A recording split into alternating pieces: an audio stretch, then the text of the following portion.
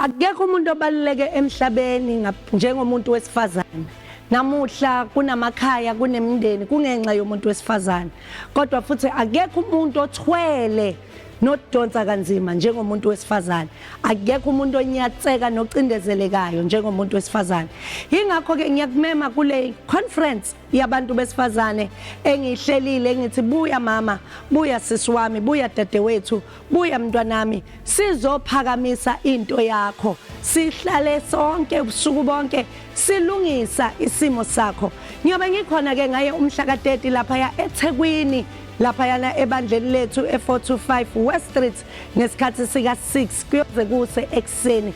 Yilapho siyobe sikhuthazana khona njengabantu besifazane, sicushisana ngendlela eya empumelelweni, sicushisana ngendlela yokuphuma ezimene sesibhekene nazo othola ukuthi zisidonsela emuva empilweni.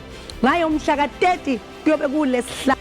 Ngiyacela ungahlali ekhaya, whether ushadile noma ushadanga, whether umfundisi noma umamfundisi noma umprofetikazi, lenkonzo ngiyenzele wena yokuthi size sizobamba isandla sakho sikonyule kulomgodo ongene kuwona, size sizobamba isandla sakho sithi impilo iyaqhubeka iyaphambili.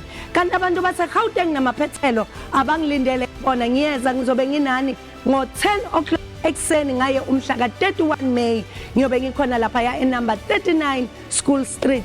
Sithi alihlobo imqhele yethu, asilungisane imqhele yethu kule nkonzo, kule Women's Conference ka-2025. Kanti ke nani bantu baseNaspoti ngiyobe nginani ngaye umhla ka-9 May kuyobe kulesihlanu. Ngiyofikela khona lapha yana esontweni lethu leli lapha ngakwi-base army yamasotsha ngaso isikhathi sika 6 ntambama kuyoze kuse uhleli noMadube. Angeke uhlale nami impilo yakho remain the same. Kanti ke ngiyoba nalo ithuba le one on one nabo abantu besifazana bathi mama sifuna ukuhlala phansi nawe cubungule isimo sethu sika moya. Fonele call center njengamanje ubhuke isikhala se one on one yakho. Asipheleleni sihlangane khona.